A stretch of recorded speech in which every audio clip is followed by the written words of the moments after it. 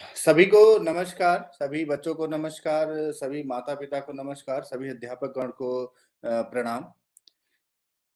और happy new year नए वर्ष की बहुत-बहुत शुभकामनाएँ आपको। नए वर्ष में हम पहला प्रोग्राम करने जा रहे हैं।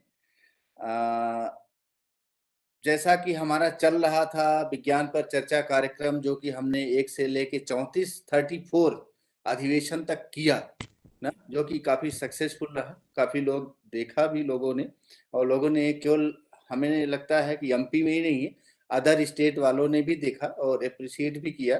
तो उसी श्रृंखला में आगे फिर से हम कुछ नया विषय पे चर्चा करने के लिए उपस्थित हुए हैं। मेरा सभी से अनुरोध है कि कृपया अपने चैट बॉक्स में क्वेश्चन लिखें, आपको जो प्रॉब्लम हो, क्योंकि आप क्वेश्चन लिखेंगे तभी हम उसका उत्तर दे पाएँगे। या फिर जो सर पढ़ा रहे हैं, जो टीचर डिस्कस कर रहे हैं कुछ, जो भी अध्यापक डिस्कस कर रहे हैं वहाँ पे कुछ क्वेश्चन बोलते हैं तो उसका आप आंसर लिखिए। तो आंसर लिखेंगे तो अच्छा रहेगा।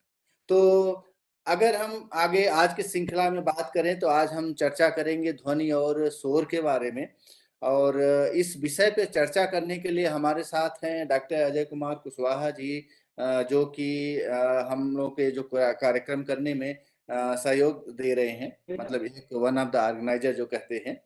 तो ये जो प्रोग्राम है, हम राष्ट्रीय आविष्कार अभियान और एक भारत श्रेष्ठ भारत के तहत आईआईटी इंदौर में और राज्य शिक्षा केंद्र भोपाल के मदद से कर रहे हैं। तो कंटिन्यूअस हमें सपोर्ट मिल रहा है, आपका सपोर्ट उस सेंस में मिल रहा है कि आप लोग व्यू करते हैं, आप लोग देखते हैं, आप लोग जो थंब ऐसे अंगूठा लगा हुआ है एक साइड में, उसको प्रेस करते हैं, तो फिर लगता है कि हाँ, कुछ अच्छा आप लोग लाइक कर रहे हैं उसको। हाँ, कि आप लोग पसंद कर रहे हैं कि हमें इस प्रोग्राम को और करने के लिए और आगे बढ़ाने के लिए एक थोड़ा-सा उत्साह मिलता है। ना? तो उसी चर्चा को आगे बढ़ाने के लिए हमारे साथ हैं डॉक्टर अजय 5 घंटा कुमार हो गया। कुशवाहा जी। आ जाएगा। उनके बारे में चर्चा करें उससे पहले मैं रावण जी से डिस्कस करूँगा, रावण जी से रिक्वेस्ट करूँगा कि कुछ बोले, उसके बाद फिर मृगनयन जी से कहूँगा कि उनके बारे में बताएँ। हाँ, रावण जी। धन्यवाद।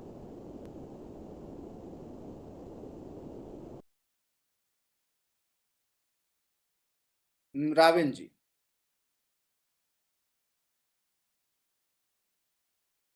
के लिए नियमित रूप से बेहतर तरीके से कार्यक्रम लेकर आते हैं। इसके नोडल अधिकारी डॉक्टर नीरज शुक्ला जी, आज के वक्ता डॉक्टर अजय कुमार कुशवाहा जी, डॉक्टर मृगेन जी, डॉक्टर आशीष जी और अन्य सहयोगी। साथ में मैं स्वागत कर रहा हूं अपनी डाइट की टीम का, जो हमारे इस कार्यक्रम के साथ जुड़ी रहती है। APC academic, BRC, BAC, CAC शिक्षक साथियों एवं विद्यार्थियों का, जो नियमित रूप से हमारे इस कार्यक्रम में जुड़ रहे हैं। मैं अपने शिक्षक साथियों एवं विद्यार्थियों, साथ ही जो हमारे डिस्ट्रिक्ट के अथॉरिटी हैं, उनसे अनुरोध करना चाहूंगा कि जो कोविड की स्थिति बढ़ रही है, जैसा आप देख रहे हैं, संभावना है कि इन फ्यूचर में स्कूल 50% या कुछ बंद भी होने की स्थिति भी हो सकती है। इसके लिए आवश्यक है कि जो ये कार्यक्रम आईआईटी इंदौर द्वारा नियमित हर बुधवार के दिन प्रसारित होता है, इस कार्यक्रम से अधिक संख्या में विद्यार्थियों को आप जोड़ें। यदि कतिपय कारण से कोई विद्यार्थी नहीं देख पाते हैं तो इस जो लिंक रहती है, इस लिंक से आप कभी भी इस कार्यक्रम को देख सकते हैं। साथ ही आईआईटी इंदौर के यूट्यूब चैनल पर जाकर भी इन कार्यक्रमों को आप देख सकते हैं। तो आपसे पुनः एक बार अनुरोध है कि इन कार्यक्रमों को सुरक्षित रखें, क्योंकि यदि कोई ऐसी स्थिति पैदा होती है फ्यूचर में, तो ये कार्यक्रम आपको बच्चों से जोड़ने में, बच्चों को समझाने में, अवधारणाओं को क्लियर करने में मदद करेंगे। तो आप लोग अवेयर भी हो जाइए, क्योंकि निश्चित तौर से जो हमारे पड़ोसी जो राज्य हैं, उनमें बहुत सी जगह स्कूल बंद हो रहे हैं। कहीं अगर हमारे यहाँ भी ऐसी स्थिति पैदा होती है, तो हम अपने बच्चों के साथ कैसे जुड़ेंगे, कैसे उनको संबल देंगे, कैसे उनका सहयोग करेंगे, ये कार्यक्रम हमें मदद करेंगे। निश्चित ही हम विज्ञान और गणित की पूरी बातों को 6 से 8 के स्तर की और भी बहुत सारी जानकारियों को इस कार्यक्रम में जोड़ रखे हैं। तो आपके पास एक खजाना, ज्ञान का खजाना ऐसा मिलेगा कि जो आपको बच्चों से जोड़ने में बच्चों की मदद करेगा। बच्चे सीखेंगे, जो उनका लर्निंग गैप हो रहा है, वो गैप की प्रतिपूर्ति होगी। तो आप लोगों से मेरा बार बार अनुरोध है कि इस कार्यक्रम में अधिक से अधिक संख्या में विद्यार्थियों को जोड़ें, इसका प्रचार प्रसार करें। और जब भी मौका मिले तब इस कार्यक्रम को देखने के लिए प्रेरित करें। मैं IIT की इंदौर की टीम का पुनः एक बार स्वागत करता हूं और मुख्य रूप से आज के वक्ता डॉक्टर अजय कुमार कुशवाहा जी का, कि आप बहुत ही अच्छा विषय हमारे विद्यार्थियों के बीच में लेकर आए हैं कि माने साउंड एंड नॉइस। निश्चित ही ध्वनि और शोर, ये इसके बारे में जानना, ध्वनि क्या है, शोर क्या है, सुस्वर क्या है, बहुत सारी चीजें निकल के आएंगी निश्चित तौर से। इसके बारे में हमारे विद्यार्थी जानेंगे। निश्चित ही हमारे विद्यार्थी आज आपके इस कार्यक्रम से लाभान्वित होंगे। मैं आगे की कार्रवाई के लिए डॉक्टर शुक्ला जी को आमंत्रित करता हूँ, प्लीज। धन्यवाद रावेन जी। और बच्चों से इसी के साथ अनुरोध भी है कि जिस हिसाब से कोरोना बढ़ रहा है, वो अपने आप को थोड़ा सा सुरक्षित रखने की कोशिश करें। मास्क लगाएं, सैनिटाइजर यूज करें, हाथ भी धुलें और भीड़ भाड़ में जाने से बचें। तो अब मैं अनुरोध करूंगा मृगनयन जी से कि थोड़ा सा डॉक्टर कुशवाहा जी के बारे में परिचय दें। परिचय देने का पर्पज हमारा वही है कि आप उसको देखें कि क्या क्या करके कुशवाहा जी आज यहाँ इस कुर्सी पे बैठे हुए हैं आपके सामने। हाँ, तो आप भी देखिए और आप भी कोशिश करिए कि अच्छा बनने के लिए। मृगनयन जी। धन्यवाद प्रोफेसर नीरज शुक्ला जी। सभी को मेरा नमस्कार। नव वर्ष की अनेक मंगल कामनाएं। जैसा कि आप लोग जानते हैं कि आज के वक्ता प्रोफेसर अजय कुशवाहा जी हैं और आज बहुत ही रुचिकर विषय पर चर्चा करने वाले हैं, ध्वनि और शोर। सर्वप्रथम डॉक्टर कुशवाहा जी का मैं स्वागत एवं अभिनंदन करता हूं। डॉक्टर कुशवाहा जी से आप सभी लोग भली भांति परिचित हैं, बहुत ज़्यादा परिचय कराने की जरूरत नहीं है। हम एक आयोजक भी हैं इस कार्यक्रम के। तो इस प्लेटफॉर्म का आप पहले भी आई थिंक 2 लेक्चर दे चुके हैं, ऊर्जा और ऊर्जा के विभिन्न स्रोत, पदार्थ, अवस्थाएं एवं गुण धर्म। फिर भी एक कार्यक्रम का एक प्रारूप है कि हम लोग वक्ता का परिचय कराते हैं, इसलिए जो है मैं एक संक्षिप्त परिचय देना चाहूंगा। तो जैसा आप लोग देख रहे हैं, डॉक्टर कुशवाहा जी स्नातक 2006 में भौतिकी विज्ञान में CSJM यूनिवर्सिटी कानपुर से किया लेक्चरर। उसके बाद आपने लेक्चरर ज्वाइन किया भौतिकी विज्ञान विभाग बांदा में, और कानपुर में कॉलेज है। उसके बाद आप जो है PhD के लिए प्रस्थान किए IIT बॉम्बे। तो आपने जो है 2014 में भौतिकी विज्ञान में मीन्स मेनली जो है नैनो मटेरियल्स में PhD की उपाधि प्राप्त की IIT बॉम्बे से। उसके बाद आप विदेश यात्रा पे निकल गए। आपने सिंगापुर में 2014 से 2016 तक साइंटिस्ट पोस्ट, वैज्ञानिक पोस्ट पे कार्यरत थे। उसके बाद आप 2016-17 तक इंस्पायर फैकल्टी थे IIT इंदौर में। उसके बाद 2017 में आपने असिस्टेंट प्रोफेसर IIT इंदौर में ही ज्वाइन किया। हमारे सहयोगी भी हैं डिपार्टमेंट, हम लोग सेम डिपार्टमेंट से बिलोंग करते हैं। आपका रिसर्च इंटरेस्ट है ऊर्जा उपकरणों के लिए नैनो सामग्री का डिजाइन और संश्लेषण, मीन्स नैनो मटेरियल कैसे बना के ऊर्जा को मेनली हार्वेस्ट किया जाए और उसका स्टोरेज किया जाए। जैसा कि यहाँ दिखाया गया है, सनलाइट से डिवाइस कैसे फैब्रिकेट करना है कि इस एनर्जी को जो हार्वेस्ट कर पाए और उसको स्टोर कर पाए। तो रिसर्च बहुत उत्तम क्वालिटी का है डॉक्टर कुशवाहा जी का।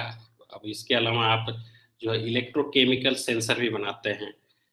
आप नैनो मटेरियल सिंथेसिस पे करते हैं। इस नैनो मटेरियल सिंथेसिस को विभिन्न जो है दिशाओं में यूज करते हैं, जैसे कि डिवाइस फैब्रिकेशन।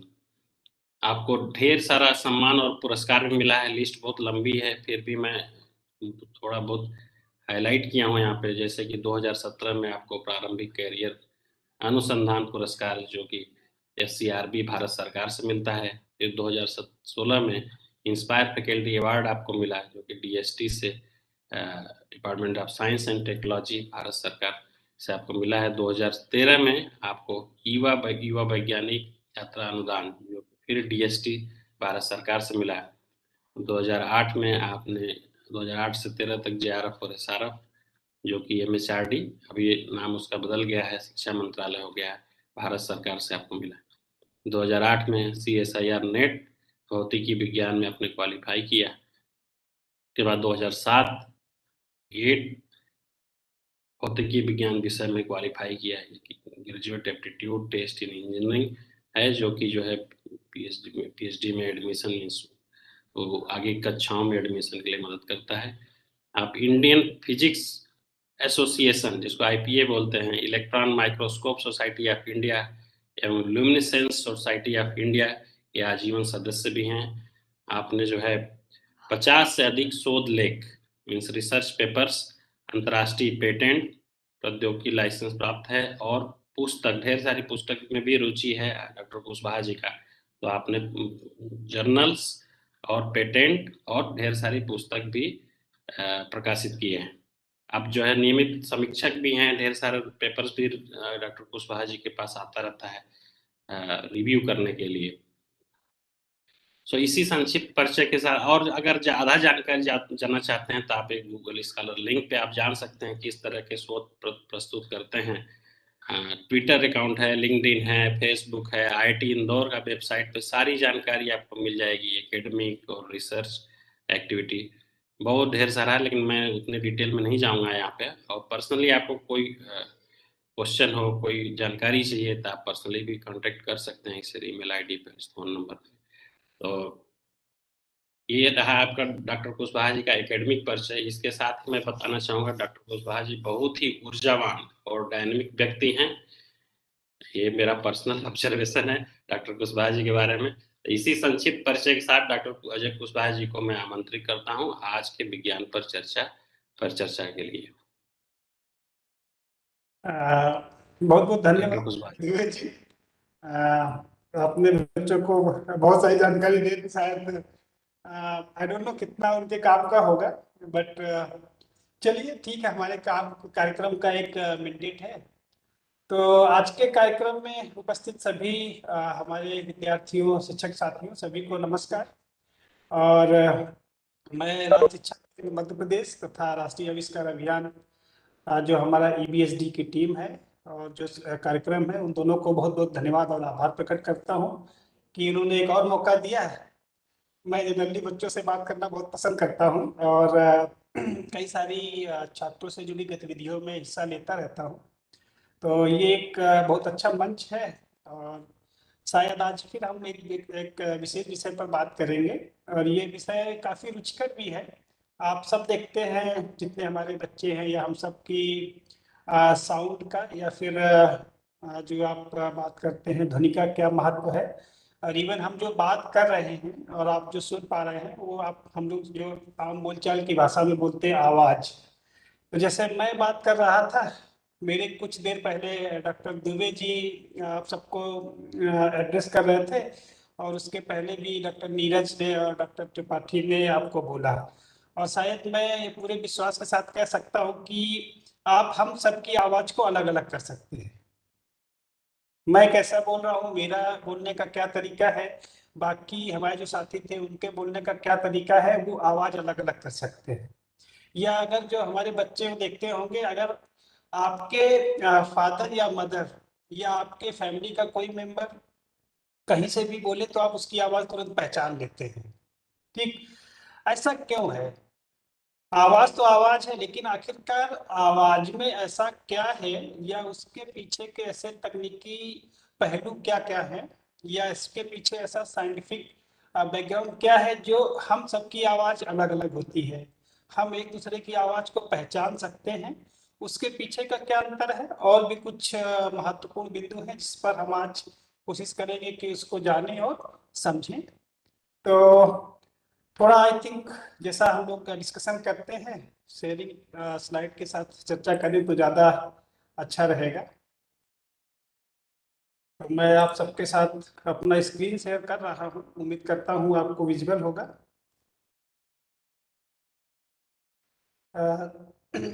दुबे जी क्या दिख रहा है स्क्रीन? आप कंफर्म करेंगे क्या एक बार? जी दिख रहा है। अच्छा, तो जैसा कि हमने आज का जो शीर्षक दिया है वो है ध्वनि और शोर, या उसको अगर हम बोले तो ध्वनि प्रदूषण। और मैंने ये जो फिगर ही दो दिए हुए हैं कि बहुत सारे ये जो आप देख रहे हैं हारमोनियम, आप सब परिचित होंगे, ये तबला है, इससे भी आप परिचित होंगे, सितार है, बांसुरी है। ये सब क्या करते हैं, एक विशेष प्रकार की ध्वनि उत्पन्न करते हैं। वो ध्वनि होती है और हमको सुनने में बड़ा अच्छा लगता है। लेकिन कई बार आप देखते होंगे इस टाइप की घटना भी होती है। अगर आप यहाँ देख रहे हो, बहुत तेज ध्वनि आ रही है, इतनी तेज कि आप उसको सुन नहीं सकते और आपको लगता है यहाँ से मुझे तुरंत हट जाना चाहिए। तो ये क्या है, ये ध्वनि प्रदूषण है, या इसको हम शोर कहते हैं। इन दोनों को हम कैसे अलग करेंगे, क्योंकि हम सब विज्ञान के छात्र हैं, एटलीस्ट इस मंच पर तो विज्ञान के छात्र हैं, और विज्ञान के क्या पहलू हैं या वैज्ञानिक दृष्टिकोण के आधार पर हम इन दोनों को कैसे समझ सकते हैं, आज हम थोड़ा इस पे चर्चा करेंगे। लेकिन उस टेक्निकल डिस्कशन में जाने से पहले मैं थोड़ा सा हिस्टोरिकल और टेक्निकल फैक्ट को एक रखना चाहूँगा। हैदराबाद से शायद हमारे सभी बच्चे परिचित होंगे। हैदराबाद किस स्टेट की राजधानी है ये भी आप जानते होंगे। वहाँ पर एक बड़ा अच्छा घूमने की जगह है, गोलकुंडा किला। गोलकुंडा फोर्ट काफी पुराना है और 13वीं शताब्दी में इसे बनाया गया था। काफी ऊंचा किला है, करीब करीब 120 मीटर ऊंची पहाड़ी पर बना हुआ है, और दूर से देखेंगे तो कुछ पिक्चर इस तरीके से दिखता है। ये पिक्चर का सोर्स यहाँ पर रेफरेंस में दिया हुआ है। इस किले की एक खासियत है, एक विशेष पहचान है, जिसके लिए लोग इसको देखने जाते हैं, और वो पहचान ही काफी साइंटिफिक है। और मैं यहाँ पर ये भी कहना चाहूंगा कि इवन 13वीं शताब्दी में भी हमारे वैज्ञानिक या जो हमारे ये जो आर्किटेक्ट होते थे, उनकी क्या वैज्ञानिक सोच होती थी या कहाँ से वो इतना इंस्पायर्ड थे, उसको भी दर्शाता है। इसके अंदर अगर आप देखेंगे तो क्या है, एक प्रवेश द्वार है। प्रवेश द्वार मतलब एंट्री गेट। जब आप एंट्री गेट पे जाते हैं, इस तरीके का कुछ स्ट्रक्चर है उस पे, और ये उस पे जैसे आप एंट्री करेंगे, अगर आप उस एंट्री गेट पे कुछ आवाज करते हैं, मान लीजिए अगर आप क्लैप करते हैं, ताली बजाते हैं, तो इस गेट से ये आवाज करीब करीब 1 किलोमीटर दूर, आप समझ सकते हैं, क्लैप की आवाज तो ये 1 किलोमीटर दूर तो नहीं जानी चाहिए, लेकिन इसका आर्किटेक्चर कुछ ऐसा है, डिजाइन ऐसी है कि उस ताली की आवाज आपको 1 किलोमीटर दूर ऊंचाई पे सुनाई देती है। अब आप ये सोचिए कि ऐसा क्या है, तो हम ये समझ सकते हैं कि उस समय भी लोगों को जो हमारी ध्वनि है या जो साउंड है, इसके पीछे की क्या वैज्ञानिकता है, उसकी समझ रही होगी। उस समझ के आधार पर ही उन्होंने इस तरीके के आर्किटेक्चर का निर्माण किया। और इसके पीछे का कॉन्सेप्ट ये था कि ये एंट्री डोर है। अगर एंट्री डोर पे कोई भी गतिविधि, संदिग्ध गतिविधि अगर होती है और उसको अगर हमें आगे तक मैसेज पहुंचाना है, तो ये एक माध्यम है। अब यहाँ से आवाज वहां तक सुनी जा सकती है, जो कि उस समय जो भी दूर संचार के साधन इतने अच्छे नहीं थे कि आप टेलीफोन या फिर वॉकी टॉकी से आप वहां पर मैसेज पहुंचा दें। तो मान लीजिए आपका कोई लीडर या शीर्ष नेतृत्व का आदमी ऊपर बैठा हुआ है जो 1 किलोमीटर की ऊंचाई पर है, और कुछ गार्ड है जो नीचे हैं। अगर उनको कुछ ऐसा लगता है कि ये सूचना अर्जेंट जानी चाहिए, तो वो यहाँ से भेज सकते थे।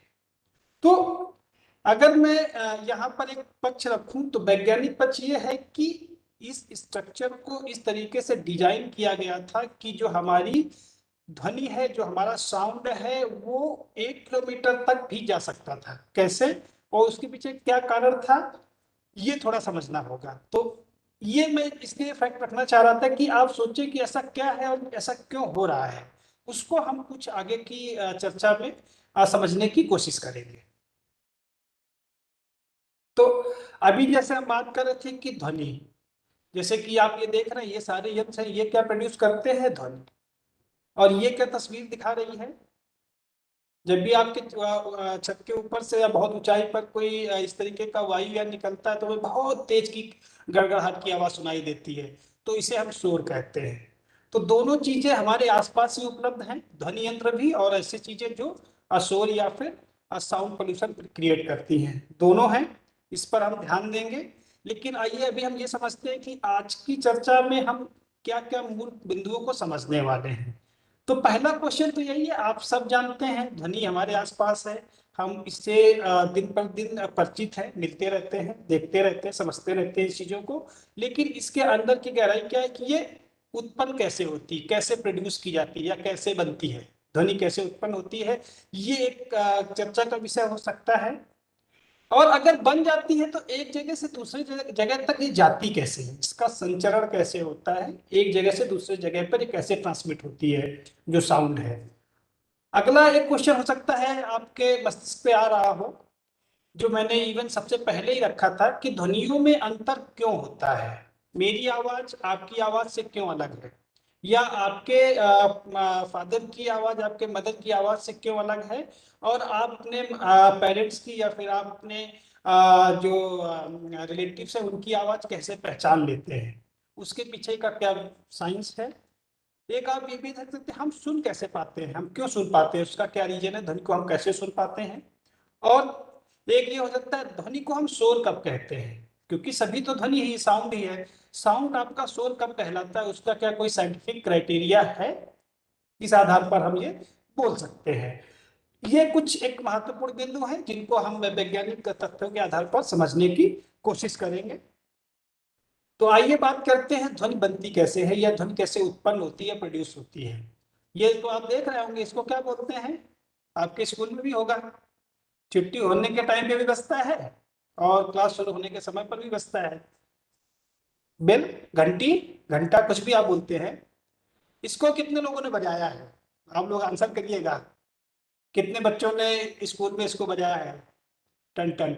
और बजाने में क्या समस्या आती है, आपने कभी ध्यान दिया है, ये जो रस्सी है, अगर रस्सी को हम पकड़ के ऊपर रखते हैं, जो ये जो आप धातु का आप ये गोला देख रहे हैं जिसको आप घंटा बोल रहे हैं, ये अगर फ्री रहता है, फ्री मतलब इसके ऊपर कोई हाथ आपका टच नहीं कर रहा है, फिर आप जब इसको हथौड़े से पीटते हैं तो आवाज कैसी आती है, और कभी गलती से हम लोग उठा नहीं पाते हैं तो ये क्या करता है, हाथ में छू जाता है, छूने पे क्या होता है, इसकी आवाज बदल जाती है।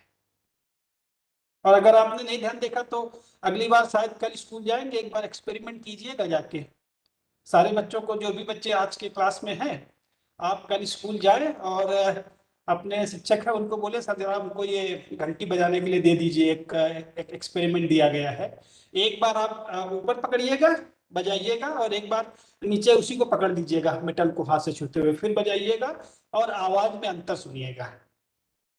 ये क्यों होता है, और घंटे को जब हम हथौड़े से पीटते हैं, इस सीट को जब हम हथौड़े से पीटते हैं तो ध्वनि क्यों उत्पन्न होती है, उसका एक ही कारण है, वो है जो नीचे अभी दिख रहा होगा आपको स्क्रीन में, कंपन का प्रभाव, इफेक्ट ऑफ वाइब्रेशन। जब आप हथौड़े से इस घंटे को पीटते हैं तो क्या होता है, वाइब्रेशंस होते हैं, ये घंटा वाइब्रेट होता है, और वाइब्रेट होने से कुछ ऐसा होता है कि ध्वनि उत्पन्न होती है। हम थोड़ा सा और आगे इसका खुलासा करेंगे। ये देखिए एक और है एक्सपेरिमेंट आपका, और आपके लिए एक असाइनमेंट भी है, आप घर पे लीजिएगा। मैं देखो एक इवन आपके लिए एक बैलून लेके भी आया हूँ, थोड़ा सा इसका हवा निकल गया है, आप बैलून लीजिए। इसका क्या, इसलिए बैलून मैं इसलिए बोल रहा हूँ क्योंकि ये क्या बहुत पतला हो जाता है, जब हवा भरते हैं तो इसकी सरफेस बहुत पतली होती है। आप इसको देखो, जिस तरीके से आप इसमें कंपन करोगे इसकी आवाज आएगी।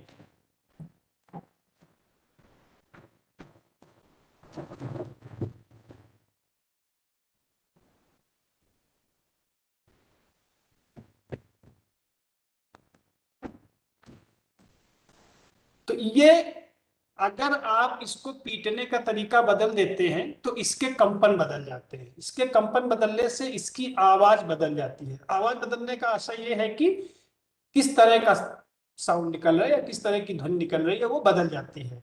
इवन इस पे अगर आप थोड़ा सा बड़ा बैलून लें, जो इस फिगर आप देख सकते हैं कि अगर आपका कोई एक साथी एक तरफ कुछ बोलता है बहुत धीरे से, तो आप दूसरी तरफ उसको सुन सकते हैं, जो शायद बाहर वाला आदमी या व्यक्ति जो आपके पास है वो ना सुन पाए। आप इस एक्सपेरिमेंट को करके घर पे देख सकते हैं। यहाँ पर भी क्या हो रहा है, कंपन का प्रभाव, इफेक्ट ऑफ वाइब्रेशन। तो इससे एक चीज समझ में आ रही है, एक ये भी एक्सपेरिमेंट आप देख सकते हैं। एक आप ऐसा घर पे कटोरा लीजिए, ये देख रहे हैं ऐसा कटोरा, या फिर कोई एक टीन का बॉक्स ले लीजिए और ऊपर उसको किसी प्लास्टिक शीट से बहुत टाइट पैक कर दीजिए। कैसे करेंगे, या तो रबर बैंड लगा दो या फिर धागे को बहुत तेजी से कस के बांध दो, फिर उसके अंदर भी छोटा छोटा कंकड़ या फिर आप इवन कोई भी अनाज के दाने डाल सकते हैं। आप चने डाल के देखिए, गेहूं का दाना डाल के देखिए, चावल डाल के देखिए। देखिए आप अलग अलग साइज के अनाज डालेंगे तो उसकी आवाज बदल जाएगी। कहने का मतलब ये है कि किस तरीके से आप कंपन को उत्पन्न कर रहे हैं या फिर वाइब्रेशंस कैसे क्रिएट कर रहे हैं, उस पर, उसके आधार पर आप जो ध्वनि उत्पन्न हो रही है उसको पहचान सकते हैं, या कह सकते हैं कि अलग अलग तरीके के वाइब्रेशंस की वजह से आपको अलग अलग तरीके की ध्वनि सुनाई देती है। तो ये अभी 3 जो हमने आपको एक्सपेरिमेंट बताए कि आप ये तो घंटी को पीट के देखिए, बैलून को बजा के देखिए, या इस तरीके के एक्सपेरिमेंट करके देखिए। ये सारे एक्सपेरिमेंट ये दर्शाते हैं कि वाइब्रेशन की वजह से ही ध्वनि उत्पन्न होती है। ठीक है, अब चलिए एक और एक्सपेरिमेंट करते हैं। ये तो हम अभी कर सकते हैं साथ ही साथ। तो मैं इवन जो हमारे साथी हैं सबको बोलूंगा आप भी करिए हमारे साथ। जरा अपने दोनों हाथों से अपने दोनों कान बंद कीजिए। मैं बंद करने वाला हूँ, चलिए शुरू करते हैं एक साथ। और करीब करीब 20 सेकंड के लिए बंद करेंगे और फिर ध्यान से सुनिएगा।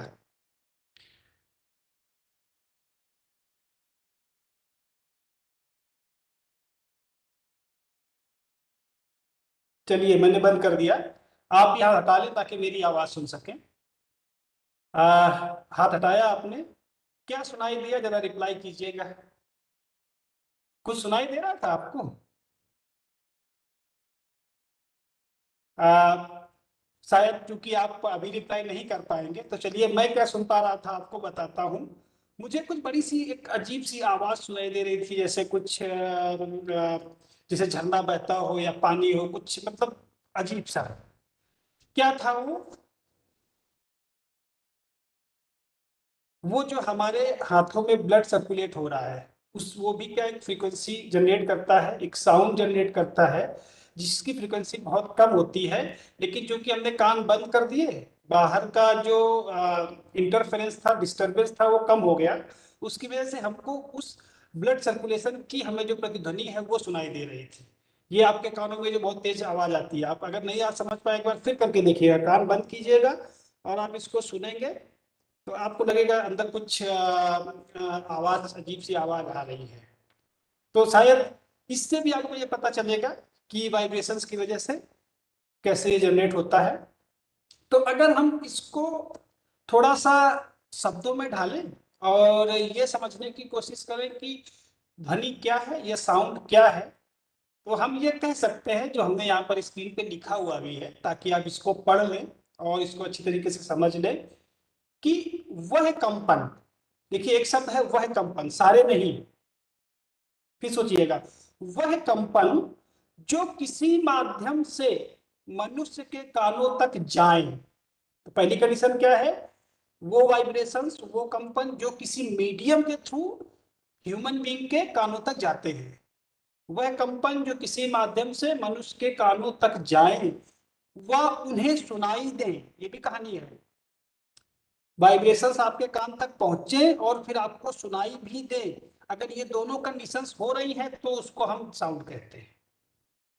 इसके अलावा तो आप बहुत सारी ध्वनियां हैं, बहुत सारे वाइब्रेशंस हैं, होते रहते हैं, माध्यम से आपके कान तक हो सकता है पहुंच भी रहे हो लेकिन आपको सुनाई ना दे रहे हो, तो हम उसको ध्वनि नहीं कहेंगे। ये एक काफी जेनेरिक सा डेफिनेशन है, एक सामान्य सी परिभाषा हम बोल सकते हैं कि कोई भी वाइब्रेशन अगर माध्यम के द्वारा आपके कानों तक पहुंचता है और अगर आपको सुनाई दे रहा है तो हम उसको साउंड या ध्वनि कह सकते हैं।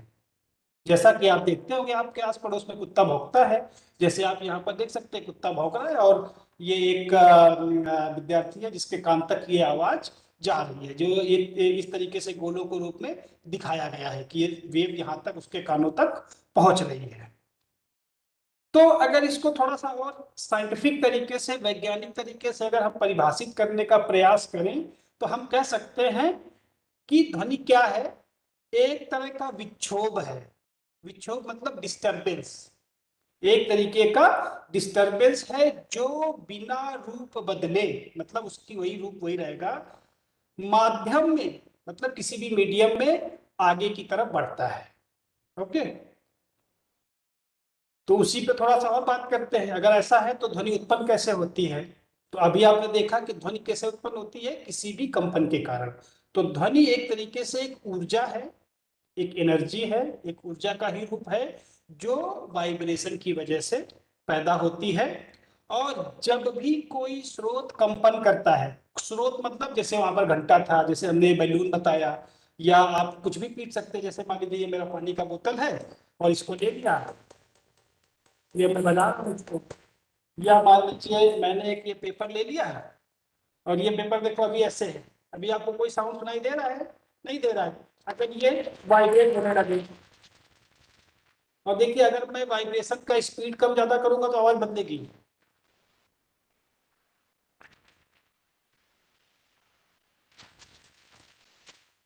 तो ये क्या हो रहा है, जब कोई स्रोत, मान लीजिए पेपर हो गया, वो सोर्स कंपन करता है, तो अब ये कंपन कर रहा है तो क्या हो रहा है, इसके संपर्क में आए वायु के कण, देखिए इसके आसपास दोनों तरफ हवा है, इधर भी हवा है, इधर भी हवा है। जब आप इसको वाइब्रेट करते हैं तो इधर की हवा और इधर की हवा जो दोनों तरफ है वो भी वाइब्रेट होती है, दोलन करती है। दोलन करने का मतलब आगे पीछे आना जाना, अपनी साम्य स्थिति से, अपनी बीच की मध्यम स्थिति से दोनों ओर आती जाती है। गति मतलब बेसिकली यहाँ आएगी और वापस फिर जाएगी, उसको दोलन बोलते हैं। तो इस तरीके से वो दोलन करती है, और ऐसा करने से क्या होता है, हवा कहीं पर बहुत पास पास आ जाएगी, उसको हम बोलते हैं संपीडन, डेंस हो जाएगी, कंप्रेस हो जाएगी, और कहीं कहीं हवा क्या होगी, बहुत दूर दूर हो जाएगी। तो इससे हवा में संपीडन एवं विरलन, सिंपल अगर मैं लैंग्वेज बोलूं तो पास पास आना, दूर दूर होना, ऐसा हो जाता है। और ऐसा होने से क्या होती है, एक तरीके की तरंग बन जाती है। अभी तरंग अपने आप में एक बड़ी समस्या आ गई, उसको भी हम बात चर्चा करेंगे, डोंट वरी। तरंग क्या है, अगर कोई भी सोर्स वाइब्रेट करता है, वाइब्रेट करने से उसके आसपास की हवा कंपन करती है, दोलन करने लगती है, और ऐसा करने से अगर हवा कहीं पर बहुत ज्यादा कंप्रेस, कहीं पर बहुत ज्यादा दूर दूर हो जाती है, तो इसकी वजह से एक तरंग बनती है, और वो तरंग आगे चलती है कुछ इस तरीके से। आप यहाँ पर इमेज में इसको देख सकते हैं कि यहाँ पर हमने एक ट्यूनिंग फोर्क लिया, ये तरीके से लैब में हम लोग लेते हैं, जिसपे ऊपर दो ऐसे हिस्से निकले रहते हैं, नीचे वाले इसको अगर आप बजाएंगे तो बजता है, आवाज करता है, और जितना तेज धीमा चाहे आप उसकी आवाज बदल जाती है। उसके होने से क्या होगा कि जैसे आपको यहाँ दिखाई दे रहा होगा कि ये हिस्सा जो हवा का है वो कंप्रेस हो गया, इसलिए हम इसको बोल रहे हैं कंप्रेशन, संपीडन। बट अगला हिस्सा जो ये दिख रहा है ना आपको, ये हो गया विरल, या दूर दूर हो गया, रेयरफैक्शन हो गया, फिर आपका कंप्रेशन हुआ, फिर रेयरफैक्शन हो गया। तो कुछ ऐसा नहीं हो रहा है, पूरा यूनिफॉर्म पैटर्न बन रहा है एक जैसा, दूर हुआ मतलब दूर दूर हुआ, फिर पास पास हुआ, फिर दूर दूर हुआ, फिर पास पास हुआ, फिर दूर, ऐसे होता रहता है। और तो आपको क्या लग रहा है कि जहां से कंपन शुरू हुआ था वहां से जो हवा थी वो वही है, केवल फैली और फिर पास आ गई, फिर फैली और पास आ गई।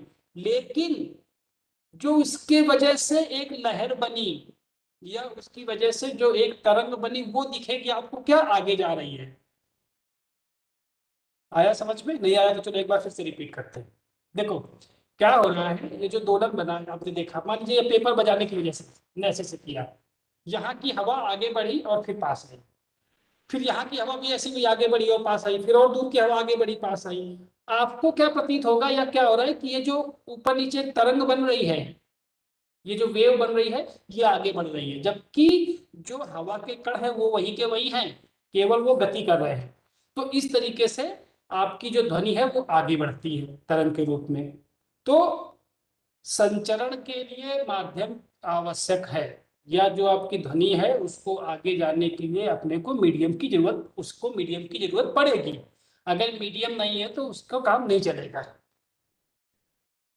तो अभी चलिए हम लोग थोड़ा सा बात करते हैं, क्योंकि अब आपने ये समझ लिया साउंड कैसे प्रोड्यूस होता है वाइब्रेशन की वजह से, ध्वनि आगे कैसे बढ़ती है वो भी आपने सोचा समझा। आपने ये भी देखा कि ध्वनि बेसिकली क्या है, ध्वनि तरंगे हैं, तरंगों के माध्यम में आगे चलती है। तो अब जो भी हम चर्चा करेंगे, या जो भी हम ये एनालिसिस करेंगे कि आवाजों में अंतर क्यों है, धीमा तेज क्या है, ये जो चीजें हम तब समझ पाएंगे अगर हम तरंग को समझें या ध्वनि तरंग के बारे में जाने। तो ध्वनि तरंगे दो प्रकार की होती हैं, एक हम बोलते हैं अनुदैर्घ्य तरंग। थोड़ा सा हो सकता है आप लोगों को ये सब भारी लगे, भारी मीन्स अभी तक ना परिचित हो, मैं थोड़ा सा बताने की कोशिश करूंगा ताकि आप सब्जेक्ट को समझ पाए। इंग्लिश में उसको लॉन्गिट्यूडनल वेव बोलते हैं। सिंपल तरीका है ये जो हवा मैं बोला ना कि आपकी जो हवा थी वो कंपन करेगी, ये हो सकता है कि वेव आपकी इस दिशा में जा रही हो, अगर आपको मेरी उंगली दिख रही हो, पेन देख लीजिए, इस दिशा में जा रही हो ऐसे, ठीक।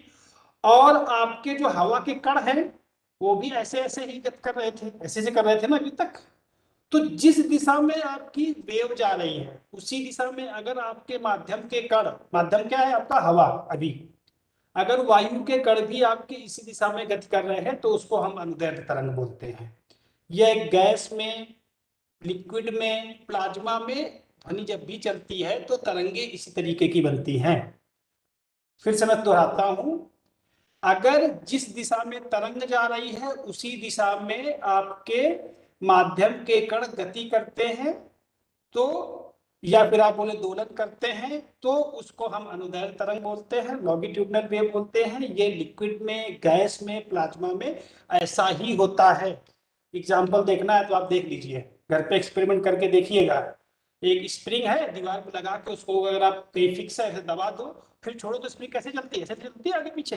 अरे आपने सबने किया होगा एक्सपेरिमेंट, सारे बच्चे तो करते हैं स्कूल लेवल पे, घरों पे करते हैं ना, बदमाशियां हम लोग करते रहते हैं ना इस टाइप के एक्सपेरिमेंट के साथ प्रयोग।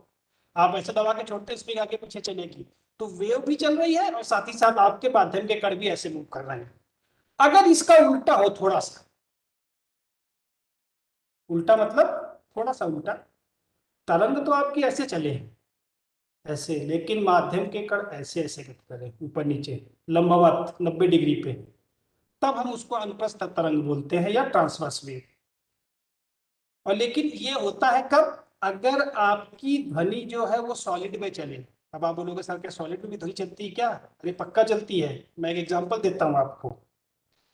ट्रेन, आप कभी ट्रेन देखे है आपने? ऑलमोस्ट सभी ने देखा होगा, गए ही होंगे आप लोग तो।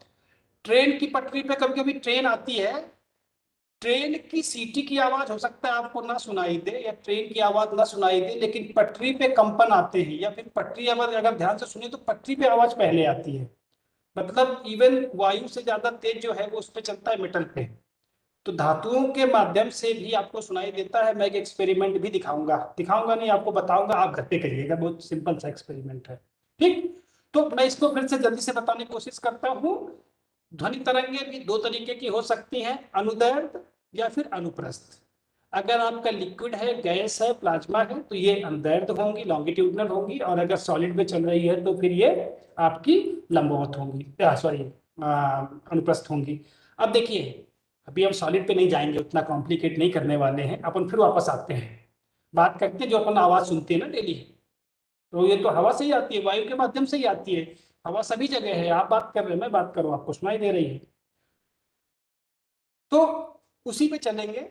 लेकिन वहां पर जाने से पहले जैसे हम लोग बात करते हैं ना किसको कैसे पहचानेंगे, जैसे आपको कैसे पहचानेंगे तो आपका ऊंचाई कितनी है, आपकी लंबाई कितनी है, आपकी मोटाई कितनी है, आपका वजन कितना है, आपका कलर क्या है, ये हम बात करते हैं ना आपस में।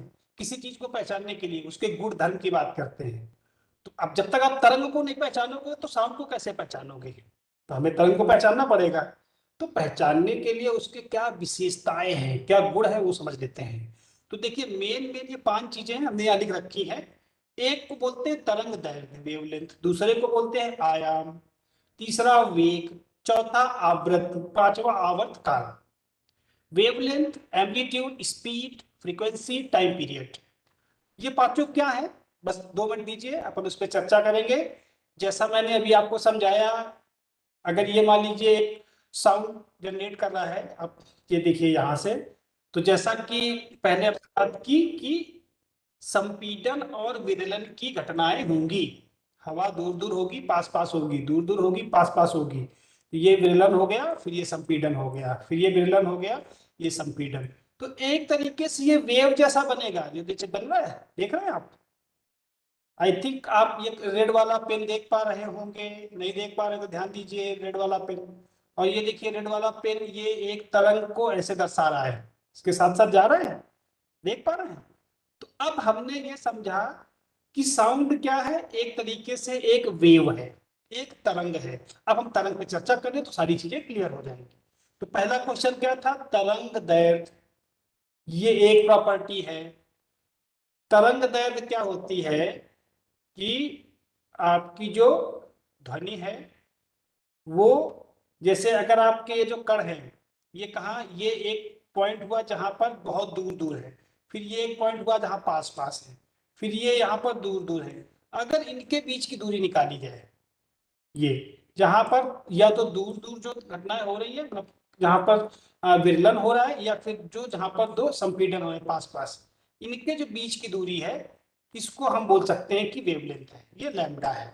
या अगर हम वेव को इस तरीके से खींचे, स्केच करें जैसा हमने नीचे किया हुआ है, तो ऊपर आप देख सकते हैं ये मैक्सिमा है, इसके मैक्सिमा, ये इसको आप नीचे वाले को मिनिमा बोल सकते हैं। तो दो मैक्सिमा के बीच की दूरी या फिर दो मिनिमा के बीच की दूरी वेवलेंथ होती है। आई थिंक ये तो आपको भी समझ में आ जाएगा। तो ये वेवलेंथ, और इसको हम लोग लैम्डा से लिखते हैं, ऐसे लैम्डा से बनाते हैं। तो ये एक खासियत है, सारी वेव जो है ना, सारी तरंगों की ये लैम्डा सेम नहीं होता, ये बात समझ लीजिए। ये लैम्डा अपने आप में बड़ा खतरनाक है, ये बदल जाता है, चीजें बदल जाती हैं। तो लैम्डा या जो वेवलेंथ है या जो तरंग दैर्घ्य है, ये अपने आप में एक विशेषता है जिसकी वजह से ध्वनियां अलग अलग हो सकती हैं। आई थिंक कुछ तो समझ में आया होगा। दूसरा आयाम, अभी जैसे मैं बोल रहा हूं दूसरा आयाम और दूसरा आयाम, कुछ अंतर समझ में आया? एक में मैंने बहुत तेज आपको बोला और एक में बहुत धीरे से बोला। आयाम वही बताता है कि ये जो संपीड़न और विरलन हो रहा है ना, इस पे अगर बहुत ज्यादा हो रहा होगा तो आपके जो ये माध्यम के कण है ना, ये बहुत दूर दूर तक गति करेंगे, जितना दूर तक जाएंगे। और अगर धीमा हो रहा होगा तो धीमे धीमे करेंगे। सो कहने का तात्पर्य यह है कि अपने विरामावस्था से मध्य अवस्था से जितनी दूर ये विस्थापित होते हैं, वो मैक्सिमम दूरी को आयाम कहते हैं। अब यहाँ कैसे देखेंगे हम लोग, अब वेव में आते हैं वापस, ये वेव में कैसे समझेंगे? तो देखो ये इसका क्या है, मीडियम, ये जो रेड वाली लाइन है दिख रही है आपको, ये उसकी मध्यावस्था है, विराम की अवस्था है। यहां से ये मैक्सिमम ऊपर जाता है, इतना देख पा रहे हैं आप? आई थिंक देख पा रहे होंगे, मैं तीर बना रहा हूँ। या फिर ये इतना मैक्सिमम नीचे जाता है।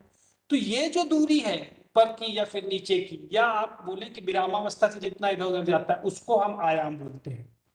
तो ये भी अलग अलग होता है, आयाम से भी आवाज बदल जाएगी। मैंने अभी बोला, जोर से बोल रहा था तो आयाम अलग था, और जब धीरे बोल रहा हूं तो आयाम अलग है। चलिए थर्ड देखते हैं, आवर्त काल। भाई समय कितना लग रहा है? तो ये यहां से तरंग जो है ना, इस जगह से जब इस जगह तक पहुंचती है, अर्थात एक वेवलेंथ के बराबर जो दूरी तय करती है, कुछ टाइम लगता होगा, कितना समय लगता है, उसको हम आवर्तकाल बोलते हैं। आवृत्ति, आवर्तकाल तो समय का हो गया, लेकिन ये बताना थोड़ा मुश्किल होगा, तो क्यों ना हम इसको सिंपल कर दें। तो सिंपल करने के लिए लोगों ने क्या कहा, 1 सेकेंड में, भाई जो भी माध्यम के कण थे, आपके एयर तो मूव कर रही थी ना, हिल रही थी ना, दोलन कर रही थी ना, चलने की साउंड की वजह से, 1 सेकेंड में वो कितनी बार दोलन करती है नाप लो। 2 बार करती है, 10 बार करती है, 100 बार करती है, 500 बार करती है, वो आपकी आवृत्ति हो गई। इंग्लिश में फ्रीक्वेंसी बोलते हैं। और पर सेकंड से इसको नापते हैं, उसको हम हर्ट्ज में भी लिखते हैं। फिर वेग, तरंग चलती तो उसकी स्पीड भी तो होगी कुछ। तो वेग का सिंपल फार्मूला है कि आवृत्ति क्या है, 1 सेकेंड में कितने बार कंपन हो रहे हैं, तो उतनी आगे जाएगी ना। और तरंग दैर्घ्य कितनी है, लंबाई, दोनों को गुणा कर दो, आपको वेग मिल जाएगा। तो अभी हमने आपको 5 चीजें बताई, तरंग दैर्घ्य, आयाम, आवर्तकाल, आवृत्ति और वेग। ये 5 चीजें, या आवर्तकाल आवृत्ति तो एक ही है, लिखने का तरीका है, तो कम से कम बोल सकते हो 4 चीजें हैं, ये 3 मानो, वेग भी हटा दो। तरंग दैर्घ्य, आयाम और आवृत्ति, ये 3 पैरामीटर ऐसे हैं जिसके आधार पर ध्वनि को हम अलग अलग करते हैं, या जिसकी वजह से ध्वनियां अलग अलग होती हैं। थोड़ा सा एग्जाम्पल देखेंगे और फिर आगे बात करेंगे। अभी हमारे पास 15 मिनट का समय है, क्यों नीरज जी? चलिए आगे, है ना, 15 मिनट का समय है अभी, तो फिर हम और इंटरेक्ट कर सकते हैं। तो इसको देखो हमने लिख भी रखा है, ताकि आप इसको अगर कभी भूल जाएं तो इस परिभाषा को याद रखें, जो कि आगे वीडियो शायद बाद में भी देखेंगे। तो देखो तरंग दैर्घ्य, वेवलेंथ क्या है, माध्यम के किसी एक कण द्वारा एक कंपन पूरा करने में तरंग जितना दूरी तय करती है उसे तरंग दैर्घ्य कहते हैं, उसे लैम्डा से लिखते हैं, एक परिभाषा। आयाम क्या होता है, माध्यम का कोई कण, माध्यम क्या है, अभी हवा है, अपनी साम्यावस्था से दोनों ओर जितना अधिक विस्थापित होता है उस दूरी को आयाम कहते हैं, इसको ए से लिखते हैं। आवर्तकाल क्या है? माध्यम का कंपन करता हुआ कोई कण, एक कंपन पूरा करने में इतना टाइम लेता है, उसे आवर्तकाल कहते हैं, इसको टाइम टी से लिखते हैं। फ्रीक्वेंसी, माध्यम में कंपन करता हुआ कोई कण 1 सेकंड में जितने कंपन करता है उसे आवृत्ति कहते हैं, इसको स्मॉल n से लिखते हैं, यूनिट इसकी हर्ट्ज है। तरंग की चाल, मैंने अभी बता दिया कि आपकी तरंग की जो वेग है वो आवृत्ति और तरंग दैर्घ्य दोनों पर निर्भर करती है। तो ये 5 पैरामीटर है, अब इसके आधार पर हम कुछ आगे की चर्चा करेंगे। वापस आते हैं ध्वनि तरंगों पर, चूंकि हम बात ध्वनि तरंग की कर रहे थे। ज्यादातर तरंगे अनुदैर्घ्य होती हैं और इनको हम अलग अलग आवृत्तियों की भी हो सकती हैं। तो अब हम ध्वनि किसे कहते हैं, फिर वापस आते हैं। अब आपने समझ लिया फ्रीक्वेंसी क्या है, आपने समझ लिया वेवलेंथ क्या है, आपने समझ लिया एम्पलीट्यूड क्या है। अगर कोई वाइब्रेशन हो रहा हो, उसकी वजह से कोई वेव बन रही हो, संभव है ना, कहीं भी कोई भी बन रही हो, अगर उसकी फ्रीक्वेंसी इस रेंज में है जो हमने यहां पर कोट की है, कितनी? 20 हर्ट्ज से 20,000 हर्ट्ज, 20 हर्ट्ज टू 20,000 हर्ट्ज, मतलब 1 सेकंड में अगर 20 से लेकर 20,000 तक कंपन होते हैं तो उसको हम अपने कानों से सुन सकते हैं। और अगर हम अपने कानों से सुन सकते हैं तो उसको हम साउंड कहते हैं। तो आई थिंक ये क्लियर हो गया होगा कि अगर किसी भी, तो कोई भी कंपन हो, सारी ध्वनि नहीं हो सकती। अगर वो कंपन ऐसे हैं कि उनकी फ्रीक्वेंसी 20 टू 20,000 हर्ट्ज के बीच में है तो वो साउंड कहलाता है। और जब ये तरंगे चलती चलती घूमती घूमती हमारे कान तक पहुंचती हैं तो कान में हमारे क्या होता है? एक पर्दा होता है। वो पर्दे तक जब तरंग पहुंचेगी तो वो क्या है? कंपन है। वो कंपन की वजह से पर्दा आपका कंपन करने लगता है। जब आपके कान का पर्दा वाइब्रेट करेगा तो वो एक तरीके का सिग्नल हमारे मस्तिष्क में भेजता है और फिर हम वहां से सुन पाते हैं। तो ये तरंगे कान तक जाती है, कान के पर्दे को वाइब्रेट करती है और कान का पर्दा फिर से सिग्नल भेजता है हमारे दिमाग पे और वहां बहुत सारा इलेक्ट्रॉनिक्स होता है और फिर हम उसको कुछ समझ पाते हैं। तो तरंगों के आधार पर भी हम इनको मेनली 3 हिस्सों में बांट सकते हैं। कुछ तरंगे ऐसी जो हम सुन पाते हैं, जिनको हमने कहा ऑडिबल वेव, श्रव्य तरंगे, जो 20 से 20,000 हर्ट्ज के बीच हैं।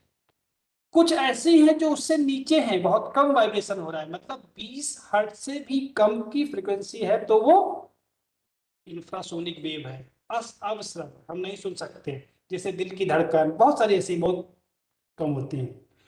अल्ट्रासोनिक का नाम बहुत सारा लोगों ने सुना होगा, अल्ट्रासोनिक वेव, अल्ट्रासोनिक इवन अभी एरोप्लेन की बात होती है कि इतना तेज चलते हैं कि साउंड की स्पीड से भी ज्यादा तेज चलेंगे। तो अल्ट्रासोनिक किसको बोलते हैं? कि अगर फ्रीक्वेंसी 20,000 से ज्यादा हो जाए तो वो अल्ट्रासोनिक है, उसको भी हम नहीं सुन पाएंगे। हाँ, कुत्ते और चमगादड़ सुन लेते हैं, इसलिए कुत्ते कई बार जासूसी में यूज किए जाते हैं। चलिए अब तरंगों के संचरण की बात करते हैं। अब आपने जान लिया कि तरंगे कैसे अंतर किया जाता है, तरंगे कैसे आगे जाती हैं। तो जैसा मैंने पहले कहा कि तरंगों को आगे जाने के लिए माध्यम की आवश्यकता है। माध्यम हवा भी हो सकती है, माध्यम आपका लिक्विड भी हो सकता है, माध्यम आपका सॉलिड भी हो सकता है। और जैसे ही ये कंपन आगे जाते हैं, माध्यम के कण कंपन करते हैं लेकिन कण वही रहते हैं, तरंग आगे बढ़ जाती है और इस तरीके से ध्वनि आगे जाती है। तो एक चीज हमें नोट करने वाली है, आप याद रखिएगा कि तरंग, ध्वनि तरंग को आगे बढ़ने के लिए माध्यम की आवश्यकता होती है, बिना माध्यम के वो आगे नहीं बढ़ेगा। ओके। और निर्वात में ध्वनि का संचरण नहीं हो सकता। निर्वात मतलब जहां कुछ भी नहीं है। इसके लिए देखो हमने एक छोटा सा एक्सपेरिमेंट भी किया आज लैब में, आपको ये दिखाता हूं। क्या एक्सपेरिमेंट हमने किया, अगर आपको दिखेगा स्क्रीन पे, शायद दिख रहा है क्या नीरज जी? ये थोड़ा सा, हाँ दिख रहा है। हाँ, मैंने क्या किया वीडियो कि है या एक क्या? मोबाइल फोन पे हमने एक ढोल की आवाज लगा दी। ढोल समझते हैं ना, नगाड़ी वाला, टप टप टप टप टप। और हमने कहा कि देखें जरा सुन के कितनी आवाज है, तो उसको हमने रिकॉर्ड किया। ठीक। और इसके बाद हमने क्या किया कि ये डेसिकेटर बोलते हैं, इसके अंदर हम लोग इसको बंद करके वैक्यूम से करेंगे तो अंदर वैक्यूम हो जाएगा, मतलब निर्वात हो जाएगा, कुछ हवा कम हो जाएगी। निर्वात का कहने का मतलब जो हवा है ना, इसको खींच के बाहर निकाल दो। तो जब मैंने कहा कि निर्वात में आवाज कम सुनाई देती, लेकिन पूरा निर्वात तो मतलब बहुत अच्छे लेवल का करना बड़ा मुश्किल है। हमने थोड़ा सा कोशिश किया। अब देखिए आवाज में क्या अंतर आएगा। तो अगर आपको आवाज सुनाई दे रही होगी,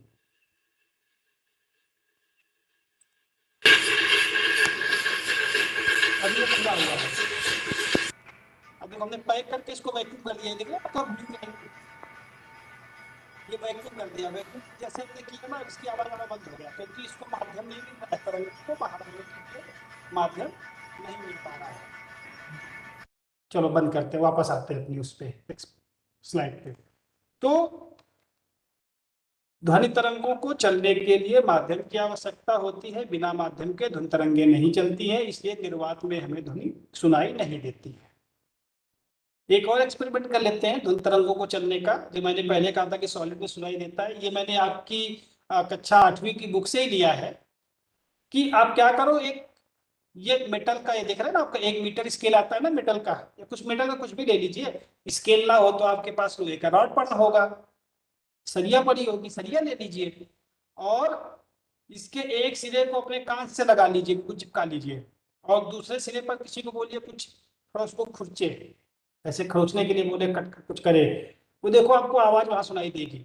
लेकिन वहीं पर अगर कोई तीसरा आदमी जिसके कान में नहीं लगी, उसकी वो खुरचने की आवाज सुनाई नहीं देगी। इसका मतलब क्या हुआ कि जो आपकी तरंगे हैं वो, जो ये आपका मेटल है, इसके माध्यम से आपके कान तक पहुंच रही है, ठीक है, और वो ज्यादा तेजी से पहुंच पा रही हैं अगर आपके हवा के तरंगों के तुलना में।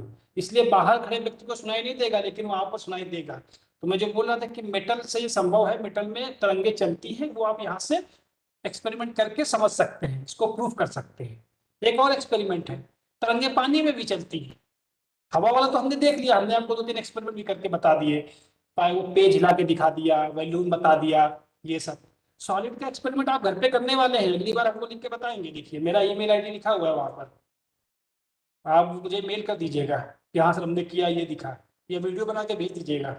अब देखो दूसरा वाला भी एक्सपेरिमेंट आप घर में कर सकते हैं। एक बाल्टी में पानी ले लेना है, जैसे ये लिया हुआ है, और पानी के ऊपर में थोड़ा सा कान लगाना, और बीच में एक घंटी, वो तो घर पे होगी पूजा वाली घंटी, वो ले लीजिएगा पूजा वाली घंटी को, और अंदर रखिएगा, हाथ घुसा के धीरे धीरे बजाइएगा, टन टन टन।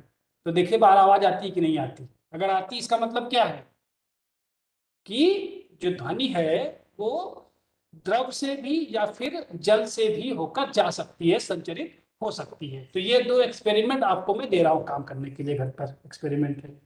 आगे चलते हैं, बस 2-3 स्लाइड और है, फिर हम लोग अपनी बात खत्म करेंगे।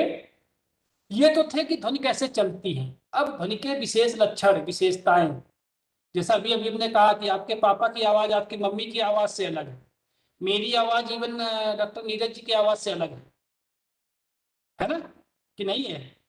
थोड़ा सोचना पड़ेगा, देखो आप लोगों को, ऐसे काम नहीं चलेगा। तो ये क्या है भाई, ये कैसे होती है? इसके लिए आवाज के जो लक्षण है, वो हमने जो पहले लक्षण बताए थे वो किसके बताए थे? वेव के, तरंग के। तरंगों के लक्षणों की वजह से चीजें बदलती है, लेकिन आवाज को आप कैसे पहचानोगे, और ध्वनि में क्या अंतर है, वो इसके गुण अलग है। जैसे पहला गुण है ये तीव्रता, आपको दिखाई दे रहा है, दिखाई दे रहा होगा, चलो मैं पेन ले लेता हूं। तीव्रता, प्रबलता या लाउडनेस, कितनी जोर से आप बोलते हो, कितना प्रबल है, लाउड, जिसमें बोला ना चिल्ला के बोल रहा था। तरंग और तरंग, 2 अंतर हुआ ना, इसको लाउडनेस। एक होता है तारत्व, एक ये भी बताएंगे क्या होता है, और एक गुणता। ये 3 ऐसे पैरामीटर हैं जिनके आधार पर आप ये जान सकते हैं या ये डिसाइड कर सकते हैं कि अलग अलग आवाजें क्यों हैं हम लोगों की। ठीक है, चलिए जल्दी से जानते हैं इनके बारे में। पहला, लाउडनेस क्या है, तीव्रता क्या है? तो तीव्रता यही है, जो आयाम आपने देखा था ना, आयाम याद आया, कितना वाइब्रेट होता है। अगर किसी तरंग का आयाम ज्यादा है तो वो लाउड होगा, और अगर उस तरंग का आयाम कम है तो वो लाउड नहीं होगा। सिंपल सा कॉन्सेप्ट है। इसको और मैं समझता हूं, मैं ऐसे बोल रहा हूं, बात करता हूं, मेरी वही आवाज है, सब कुछ वही है, सारे पहचान वही है। अगर मैं लाउड स्पीकर लगा दूं तो पूरे गांव को सुनाई दे सकता हूं कि नहीं? लाउड स्पीकर क्या कर रहा है? कुछ नहीं करता। मेरी बाकी तारत तो वही है, गुणता वही है, उसने प्रबलता को बढ़ा दिया, लाउडनेस को बढ़ा दिया। और इस लाउडनेस को हम नापते हैं किससे? डेसिबल से। ये इसके नापने का एक इकाई है, इसके बारे में मैं अभी बताऊंगा। ठीक, तो पहली क्वालिटी क्या है? लाउडनेस की। ये शायद चित्र देख के आपको समझ में आ जाएगा कि लाउडनेस के बारे में मैं क्या कहना चाहता हूं। ये देखो, एक पक्षी का थोड़ी सी चोंच खोली, थोड़ी सी आवाज निकाली, तरंग वही है क्योंकि पक्षी तो वही है, उसकी आवाज एक जैसी होगी। ये एम्पलीट्यूड कितना था? इतना ही था। उसने बड़ी सी चोंच खोली, दिख रहा है, खूब जोर से चिल्लाया, और आपको दिखेगा ये तरंग का एम्पलीट्यूड कितना बढ़ गया है, मतलब जिसको लाउडनेस बोलते हैं। तो अगर आप सीधे सीधे बात करें तो उसकी इंटेंसिटी कितनी है साउंड की, उस पर डिपेंड करता है।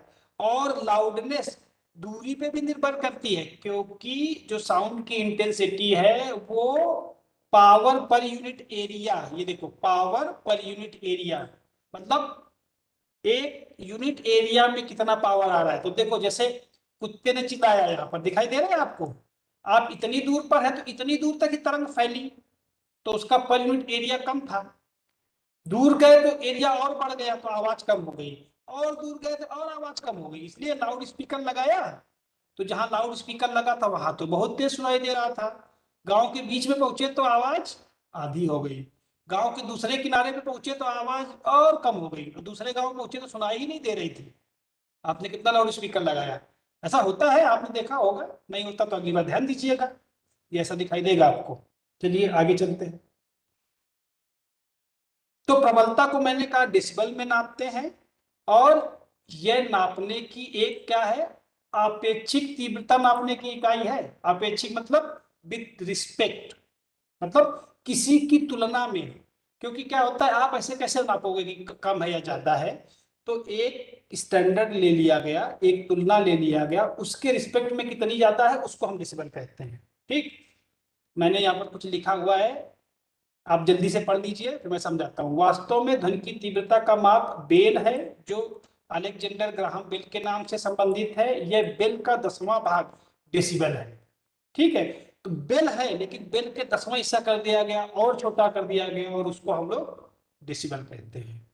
डेसिबल पैमाने पर शून्य ध्वनि तीव्रता का वह स्तर है जहां से ध्वनि कानों को सुनाई देती है। मतलब 0 डेसिबल मतलब इसके ऊपर से आपको सुनाई देगी, 0 डेसिबल के नीचे सुनाई आपको नहीं देगी। और हमारे दैनिक जीवन में जो दुनिया सुनाई देती है उनकी तीव्रता कुछ अलग अलग होती है। और अगर हम लोग देखो, आपने एम्पलीट्यूड नापा था, अगर हम बोले कि किसी रेफरेंस के एम्पलीट्यूड जो I0 है के रिस्पेक्ट में अगर किसी ध्वनि की आवाज आई है तो उसको इस फार्मूले से कैलकुलेट करते हैं। थोड़ा जटिल मामला है, उस पर नहीं जाएंगे, थोड़ा बड़े बच्चों के लिए है, बट समझाने का मैं थोड़ा सा सोच रहा था। चलो अपन सीधे बात करते हैं, डेसिबल से नापते हैं। आप देखते हैं कुत्ते जो सामान्य हम सांस लेते हैं, जैसे मैं ले रहा हूं, ले रहा हूं ना, आप भी ले रहे हैं, ये लगभग 10 डेसिबल के बराबर होता है। अगर मैं थोड़ा सा बात करूं, हाँ क्या हुआ, नहीं ठीक नहीं हूं, ये फुसफुसाहट की जो हम लोग बात करते हैं ना, वो करीब करीब 30 डेसिबल होता है। जैसे मैं अभी आपसे क्लास ले रहा हूँ, बात कर रहा हूँ, आप भी सुन रहे होंगे, कई बात करते, वो करीब करीब 60 डेसिबल होता है।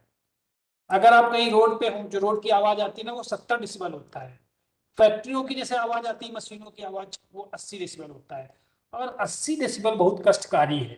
और मैंने कहा ना पहले कि ध्वनि और शोर में एक तो बड़ा अंतर ये है कि जैसे ही आवाज 80 डेसिबल या उससे अधिक होती है, एक तरीके से वो शोर हो जाता है, ध्वनि आपकी नॉइज में बदल जाती है। ये एक क्राइटेरिया है, और भी हो सकते हैं। ठीक, तो आई थिंक 2-4 मिनट और दूंगा मैं, वाइंड अप करेंगे। एक चीज और ध्यान देने वाली बात है, आपको यहाँ लग रहा होगा कि 10 डेसिबल से 30 डेसिबल में बहुत कुछ अंतर नहीं हुआ, अरे बहुत बड़ा अंतर हो गया। 10 डेसिबल की ध्वनि की तीव्रता 1 डेसिबल की ध्वनि से 10 गुना होती है, लेकिन 20 डेसिबल की ध्वनि की तीव्रता 100 गुनी, और 30 डेसिबल की तीव्रता 1000 गुनी। मतलब 10 या 20 में जाओगे ना तो 100 गुनी ज्यादा आवाज हो जाएगी, क्योंकि वो 10 के यहाँ यहाँ ये फार्मूला जो ऐसा बनाया गया है। मतलब 10 डेसिबल से 20 डेसिबल 10 गुना ज्यादा, और फिर अगला 10 डेसिबल बढ़े ना तो 10 गुना और बढ़ गई आवाज। इसलिए डेसिबल जैसे ही बढ़ता है तो बहुत तेजी से आवाज जो है लाउडनेस बढ़ती है। प्रबलता की अभी तक हम बात कर रहे थे, चलिए अगली बात करते हैं। तीक्ष्णता, पिच। किसी किसी की आवाज बड़ी बारीक होती है, सुनने में बड़ा मजा आता है ना, बहुत लगता है वाह क्या बहुत धीरे से बात कर रहा है। और किसी किसी की आवाज बहुत मोटी होती है।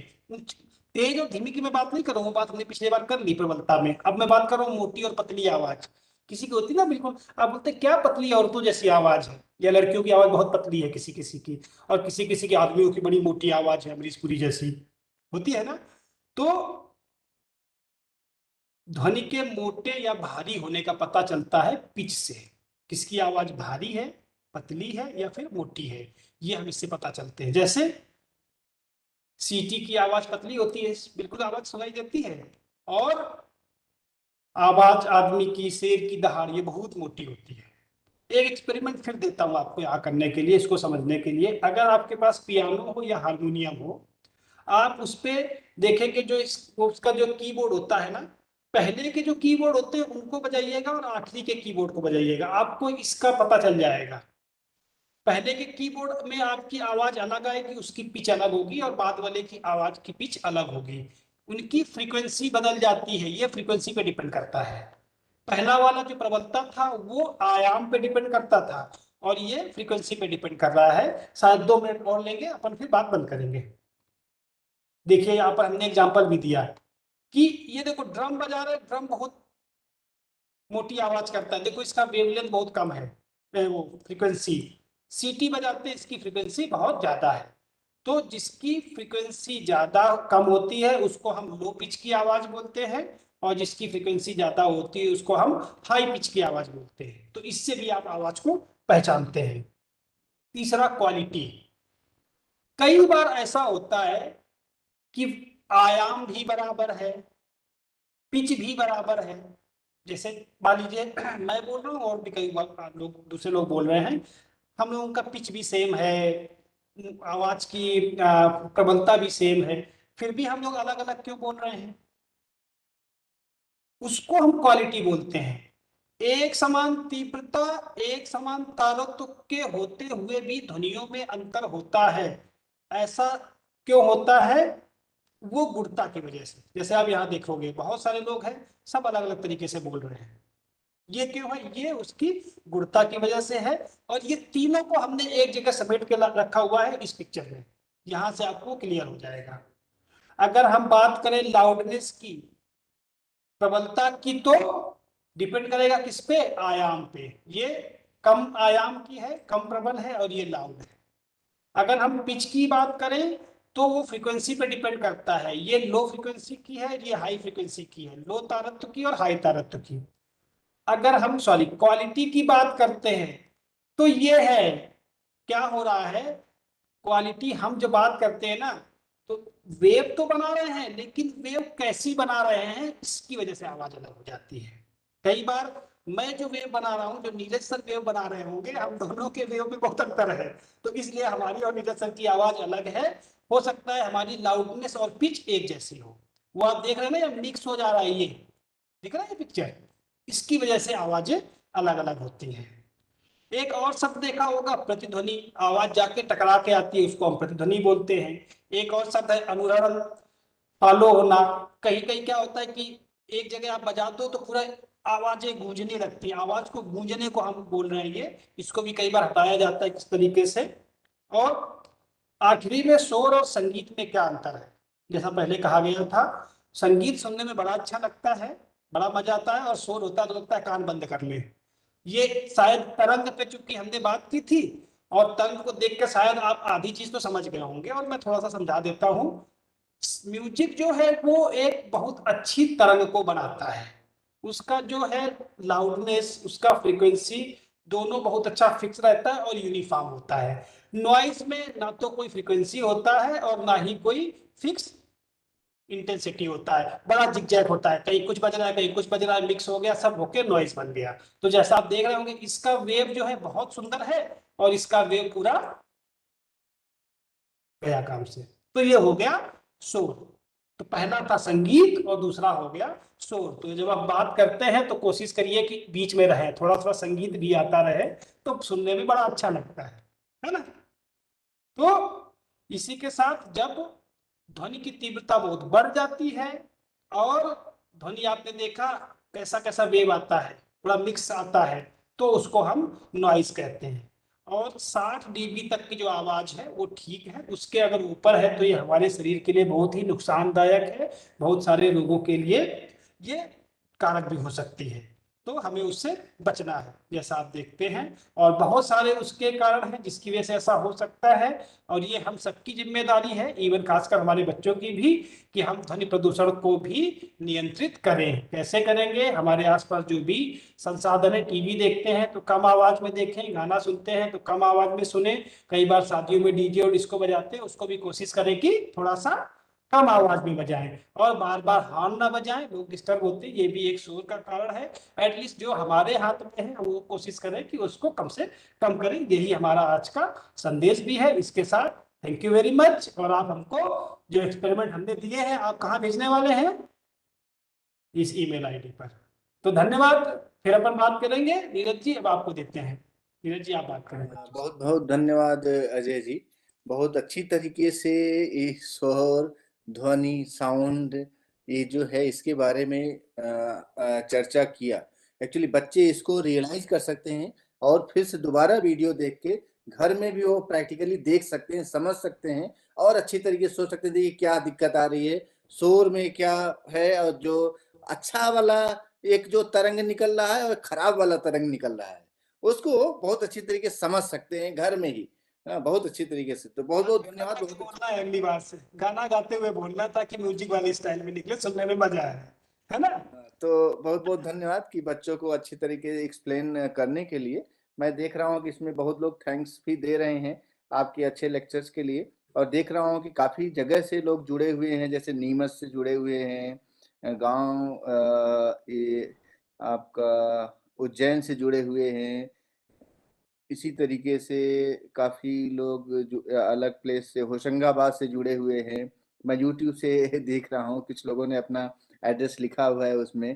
छतरपुर से जुड़े हुए हैं कुछ लोग, कुछ लोग रमन पीपल से जुड़े हुए हैं, कुछ लोग भिंड से जुड़े हुए हैं, कुछ लोग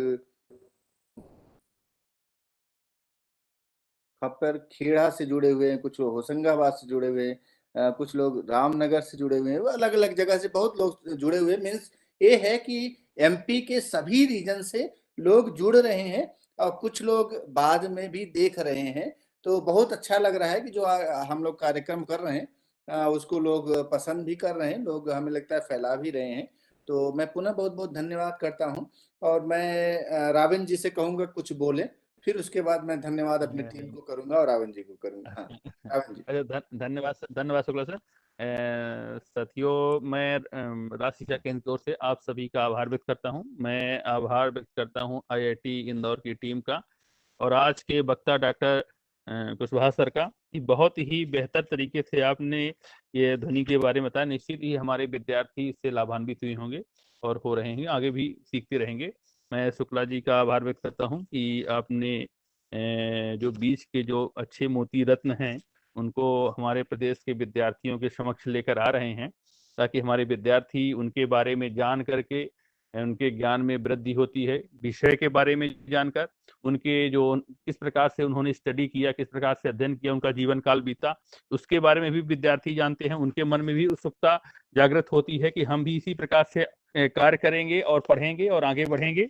मैं अपने फील्ड के समस्त साथियों का आभार व्यक्त करता हूं, जिसमें डाइट की फैकल्टी है, APC academic, BRC, BAC, CSC, शिक्षक साथी एवं विद्यार्थियों का, कि आप सब नियमित रूप से हमारे इस कार्यक्रम में जुड़ते हैं और लाभान्वित होते हैं। आप सब समय देते हैं हमारे लिए।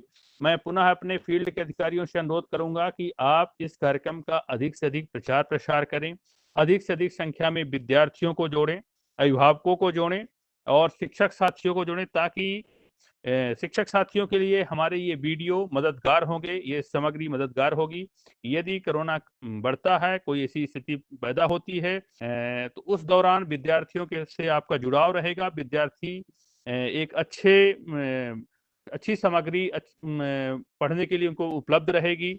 और यूट्यूब चैनल आईआईटी के में जाएंगे तो वहां पर भी बहुत सारी सामग्री और जितने व्याख्यान हुए हैं वो उपलब्ध मिलेंगे। तो आप लोग इनका कलेक्शन अपने यहाँ रख सकते हैं और लोगों को बता सकते हैं कि यदि विद्यार्थियों को पढ़ना है, सीखना है, तो जितने हमारे पुराने व्याख्यान हुए हैं उन सबको लेकर के एक बार देख सकते हैं, समझ सकते हैं। तो पुनः एक बार सभी का आभार और अनुरोध है कि सुरक्षित रहें, अच्छे से रहें, क्योंकि ये कोरोना बहुत ही तेजी से बढ़ रहा है। धन्यवाद सर। धन्यवाद रावेन जी। सभी बच्चों से अनुरोध है कि जैसा आज अजय सर ने चर्चा किया और कुछ आपको होमवर्क दिया ना, उसको करने की कोशिश करिए। अब करने के बाद हमें बताइए तो थोड़ा सा भी अच्छा लगेगा कि हाँ अगली बार आप पूछेंगे बैठ के बच्चों से सर की बात सुन रहे हैं, नहीं तो लगेगा कि सर की बात नहीं सुन रहे हैं। तो बहुत बहुत धन्यवाद अजय जी, अच्छे तरीके से आपने एक्सप्लेन किया। और मैं धन्यवाद करता हूं अपने IIT इंदौर की टीम जो आयोजक हैं, उसमें एक आयोजक तो हमारे अजय जी ही हैं और डॉक्टर आशीष जी हैं, डॉक्टर मृगेन जी हैं। उसके साथ जो हमें सपोर्ट मिलता है, प्रवीण कौशल जी का सपोर्ट मिलता है, टेक्निकल सपोर्ट, जिनकी मदद से ये चीज़ें चल रही हैं। और जो सपोर्ट है, नीरज सोनी का सपोर्ट मिलता है हमें, और भी IIT इंदौर के काफ़ी लोग सपोर्ट करते हैं, जिनके सहयोग से चल रहा है, आप देखते ही होंगे। और अंत में मैं बहुत बहुत धन्यवाद करता हूँ रावेन जी का, कि जिनका हमें सतत सहयोग मिलता रहता है। अच्छे अच्छे हम डिस्कशन करते रहते हैं टाइम टू टाइम कि कैसे इसको और अच्छा कर सकते हैं और बच्चों के पास और अच्छी तरीके से कैसे पहुंचाया जा सकता है, इसके बारे में भी हमने चर्चा किया है बहुत बार। तो मैं रावेन जी को धन्यवाद करता हूं। तो इसी के साथ हम यहाँ विराम देते हैं और फिर अगले बुधवार को एक नए विषय पे चर्चा करने के लिए और अच्छी तरीके से कोई टॉपिक समझने के लिए, जो कि आपने समझा तो होगा, पढ़ा होगा, लेकिन उसको प्रैक्टिकली या फिर घर में कैसे कर सकते हैं तो उसको और अच्छी तरीके से समझ सकते हैं। मेरा सभी से अनुरोध है कि जिस हिसाब से कोरोना बढ़ रहा है, थोड़ा अपने आप को बचाएं, केयर करें, मास्क लें, मास्क पहने और सैनिटाइजर वगैरह यूज करें। धन्यवाद। जय हिंद। जय हिंद। नमस्कार जी। प्रवीण नमस्कार। प्लीज।